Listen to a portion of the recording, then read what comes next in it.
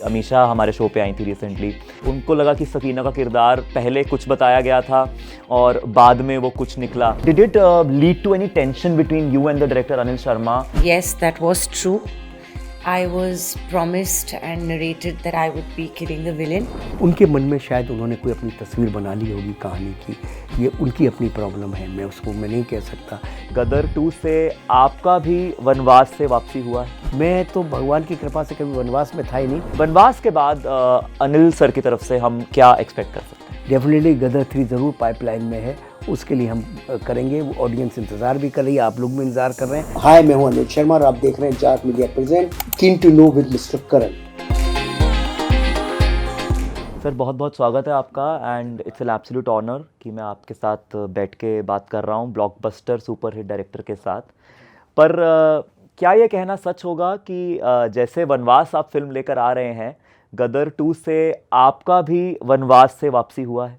आप कहने को कुछ भी कह दो, पर हाँ, अगर पब्लिकली सोचें कि भाई बहुत बड़ी ब्लॉकबस्टर बहुत सालों के बाद हुई और इसको आप वनवास से वापसी कहते हैं तो बिल्कुल हुई है।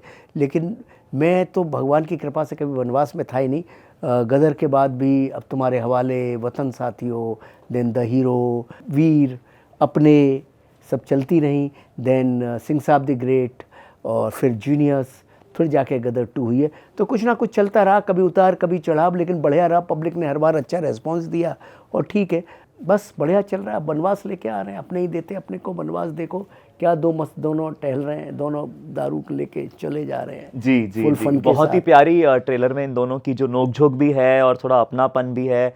हमें जो झलक हमने देखी बहुत अच्छी लगी, उसके लिए भी बहुत बहुत शुभकामनाएं। पर इस फिल्म का जो थॉट है, क्योंकि मोस्टली हमने आपको एक्शन फिल्में ज़्यादा बनाते हुए देखा है, तो ये एक तरह से एक कम्प्लीटली इमोशनल रोलर कोस्टर लग रही है और आज के युवाओं को भी एक मैसेज देगी, you know, to love their parents and it's not a liability, it is their duty.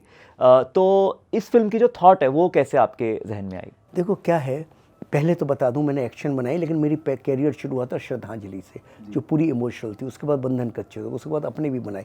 तो मैं हर तरह की फिल्में करता रहा हूँ और इमोशंस तो गदर में भी था, अपने में भी था, गदर 2 में भी था, हर फिल्म में रहा ही है मेरे, वीर में भी था, सब में इमोशंस तो रहे। उसके बिना तो मैं करता ही नहीं काम।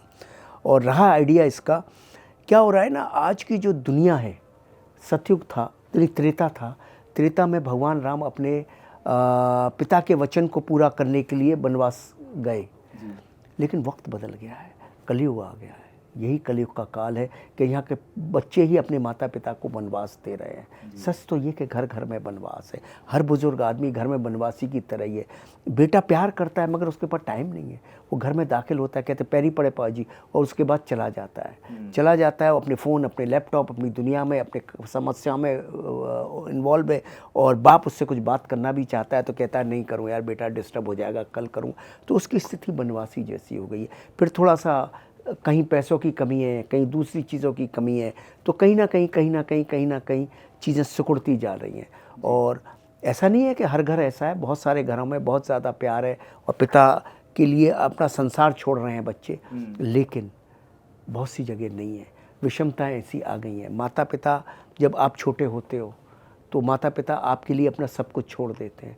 तो जब माता पिता बूढ़े हो जाएं तो आपको उनके लिए सब कुछ नहीं छोड़ना चाहिए, सब कुछ उनकी सेवा में नहीं लगना चाहिए।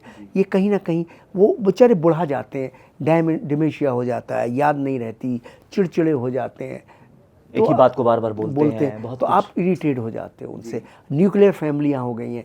दादा, पहले क्या था, सामूहिक फैमिली होती थी, बाबा दादी, ये वो, बच्चे, नाती पोते, चाचा चाची, ताई, सब संभाल लेते थे। अब ऐसी स्थिति रही नहीं है। तो बड़ी अजीब स्थिति में समाज आ गया है। और बहुत सी ऐसी घटनाएं हमने सुनी हैं, देखी हैं, अखबारों में पढ़ी हैं, जहाँ के बच्चों ने अपने माता पिता को छोड़ा है, यार घर में रह के ही बहुत तकलीफ़ है, बहुत कष्ट हुआ है, पीटा भी है।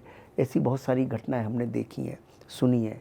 तो मन किया कि यार एक्शन तो बाद में कर लेंगे, हम एक्शन से जाने जाते हैं जैसा लोग कहते हैं, पर हमने तो हर तरह का बनाया। लेकिन अभी हमारी एज ए दायित्व है, कुछ एज ए फिल्म डायरेक्टर, समाज ने इतना हमें दिया, गदर जैसी सफलता दी, तो हम भी समाज को कुछ वापस दें।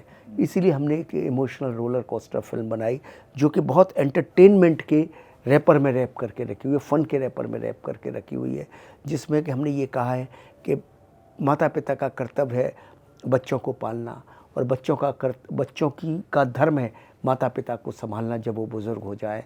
तो ये एक थॉट को लेके हमने कहा शायद इससे जो बहुत से बच्चों के मन में जो मजबूरी की, जो काम की, जो व्यस्तता की धूल जम गई है, वो थोड़ी सी छटे और उनको आनंद आए और अपने परिवार को पिक्चर दिखाएं, और शायद एक कुछ फिर से कुछ एक दूसरे के सब गले लगें, एक दूसरे से सब लिपटें, तो शायद कुछ सबको अच्छा लगे। जी, और कहीं न कहीं हर एक डायरेक्टर, हर एक निर्माता अपने जीवन की एक झलक या एक छवि जिससे वो इंस्पायर होता है, वो उस फ़िल्म में डालता है।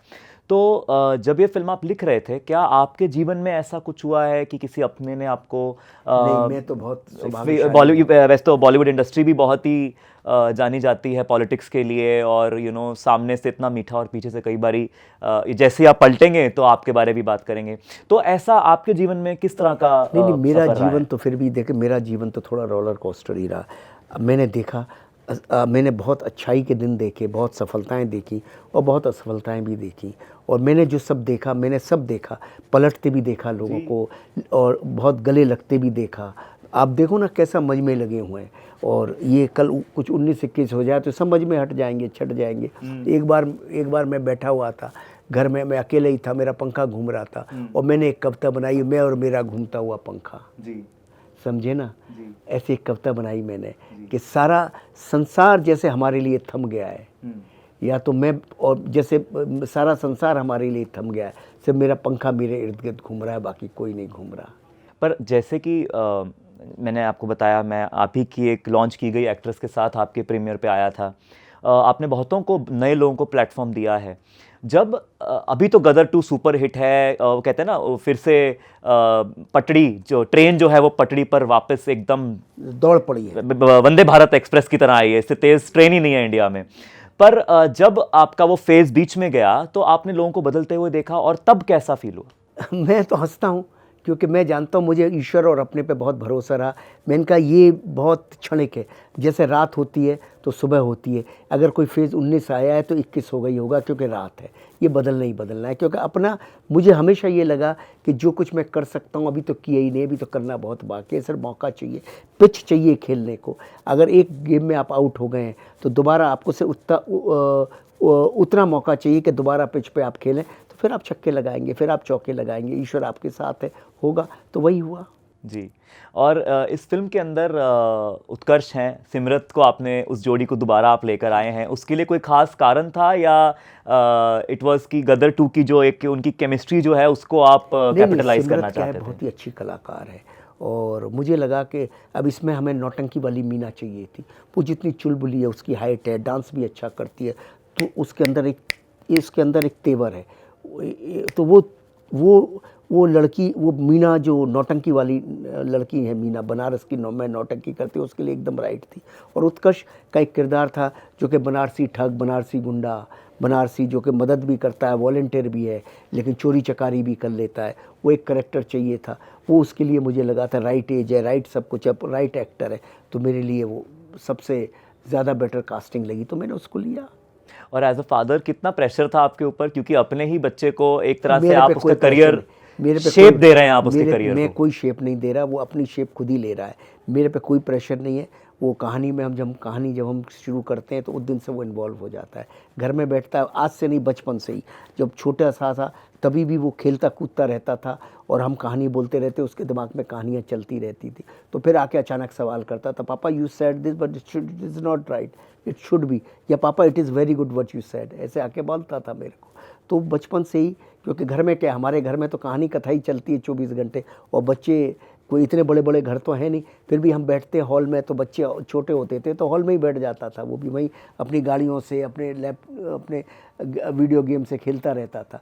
तो कान उसके हमारी तरफ ही रहते थे। तो तब से ही वो कहानियों में इन्वॉल्व रहता है, तब से ही वो रहता है। और वो उसकी एक एजुकेशन ऐसी हो गई, 100 दिन बचपन में गदर में उसने काम किया, तो एक्चुअली उसके पास तो फिल्म की एजुकेशन बहुत ज़्यादा है। एक्चुअली उसका एक किस्सा सुनाता हूँ, इंटरेस्टिंग किस्सा है, कि वो अमेरिका गया था, 4-5 साल पढ़ के आया, अपने बर्थडे पे आया वापस, तो पढ़ाई हो गई, आया 5-6 दिन के बाद 22 मई को उसका बर्थडे होता है। तो रात को बहुत पार्टी वार्टी हुई, उसने उसको किसी सब लोगों ने बोला set talk about your father, वो ज़बरदस्त इमोशनल उसने स्पीच दी, ये दिया वो दिया। रात को 2:30-3-4 बज गए। अब और वो बैठे हुए हैं। मैंने कहा बाबूजी तुम पढ़ के आए हो, तुमने बताया नहीं कोई तुम्हारे मार्क आए हैं, तुम पढ़े बड़े हो या एवं ही गप्पे आके आ गए हो? क्या हुआ क्या है? कोई मार्क कुछ तो हुआ होगा, तुम्हारा पढ़ाई वढ़ाई हुई है, डंकी को मार्क आए हैं? तो बोलते हैं हाँ पापा क्या आया? तो बोलता है आउट ऑफ 4 3.9 आया। मैं गिर गया ग्रेड जो है। मैंने कहा अबे मेरा इतना आता तो मैं तो पूरे देश को हिला देता।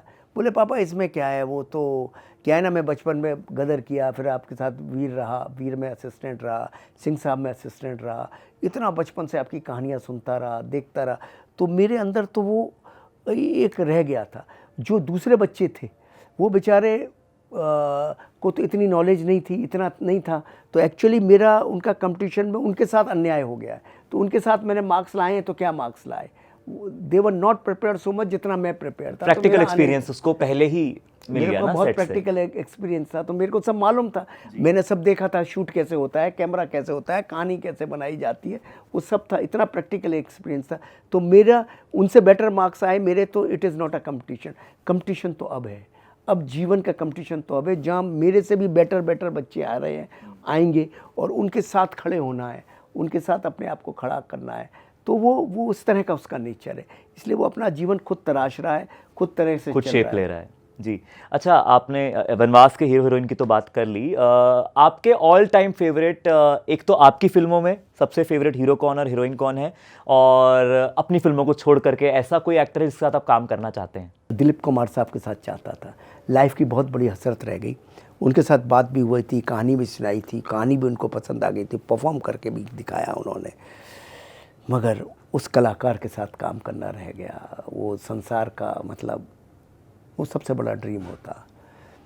और आज की डेट में जो मेरे हीरो हीरोइन तो सनी सर हैं, बहुत ही बढ़िया हैं, और हीरोइनें तो बहुत हैं, और धर्म जी के साथ काम किया जो मेरे फेवरेट में से हैं।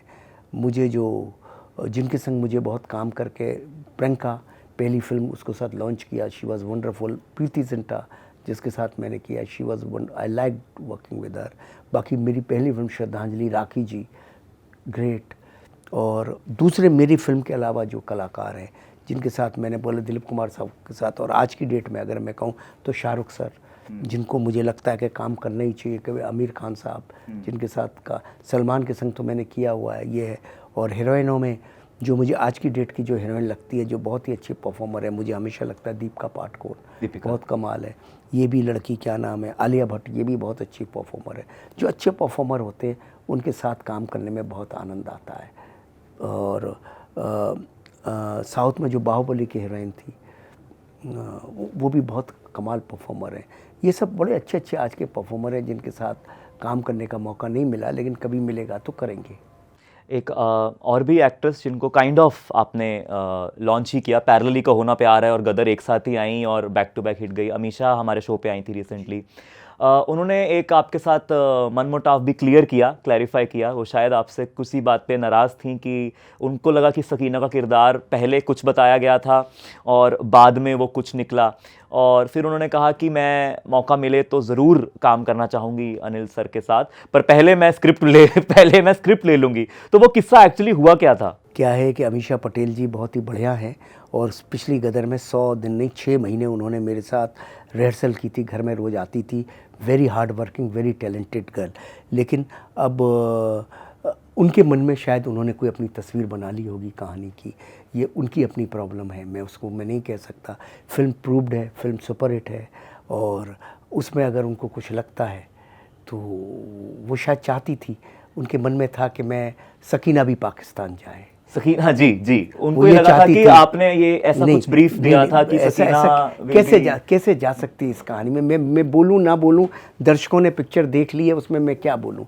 एनीवे, वो उनके मन की वो गलत फहमियाँ कुछ हो सकती हैं, वॉट एवर इट इज़। पर वो सेंस जो भी सोच रही थी अपने किरदार के लिए सोच रही थी, ठीक है, वॉट एवर इट इज़। जो घटा गदर इतनी बड़ी हिट हो गई, उस पर डिस्कशन का क्या फ़ायदा। मेरी तो उनके साथ बहुत सारी शुभकामनाएँ। मैं चाहता हूँ बहुत तरक्की करें, बहुत ही अच्छे इंसान है वो, और बहुत आगे बढ़ें। और मेरा तो हमेशा उनके लिए दुआएं ही रहेंगी।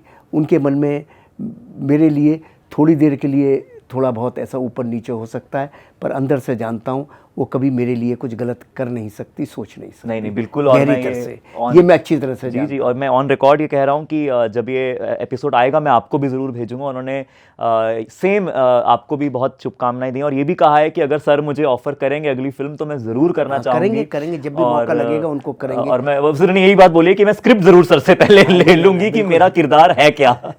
स्क्रिप्ट ले स्क्रिप्ट ले लेना, पढ़ लेना, उतार लेना और उसके साथ 3 महीने मेरे साथ पेपर पे साइन कर लेना। उसके बाद 6 महीने मेरे साथ बैठना स्क्रिप्ट को राइट परफॉर्म करने के लिए, जैसे पहली गदर में बैठी थी, ये भी करना जी। ये that's the director speaking. Sir आने वाले कुछ प्रोजेक्ट्स के बारे में आप बताएं। ये तो डेफिनेटली बहुत प्रॉमिसिंग लग ही रही है और मैं देख रहा हूँ आपके अंदर भी एक जज्बा है फिल्म को लाखों करोड़ों दर्शकों तक पहुँचाने का। मैं बैक स्टेज भी आपसे बात कर रहा था, आप डिस्ट्रीब्यूटर्स के साथ लगे हुए हैं, प्रचार में लगे हुए हैं, जो कि बहुत ही अच्छी बात है। वनवास के बाद अनिल सर की तरफ से हम क्या एक्सपेक्ट कर सकते हैं? देखिए, अभी तो मैं फ़िलहाल वनवास की बात कर रहा हूँ, नथिंग एल्स। वनवास जो 20 दिसंबर रिलीज़ है, परिवार की फ़िल्म है, परिवार के लिए बनाई गई है। आप भी पूरे परिवार के साथ इस फिल्म को देखें और दर्शक भी जितने भी सुन रहे हैं मुझे, पूरे परिवार के साथ इस फिल्म को देखें, आपके हृदय को आंदोलित कर जाएगी। उसके बाद हम जो भी करेंगे, डेफिनेटली गदर 3 ज़रूर पाइपलाइन में है, उसके लिए हम करेंगे। वो ऑडियंस इंतज़ार भी कर रही है, आप लोग भी इंतज़ार कर रहे हैं, बताएंगे। पर पहले वनवास और वनवास 20 दिसंबर, बस इसके आगे कुछ नहीं। All right sir, thank you so much. बहुत बहुत शुभकामनाएं वनवास के लिए भी और आपके आने वाले सभी प्रोजेक्ट्स के लिए। Thank you very much.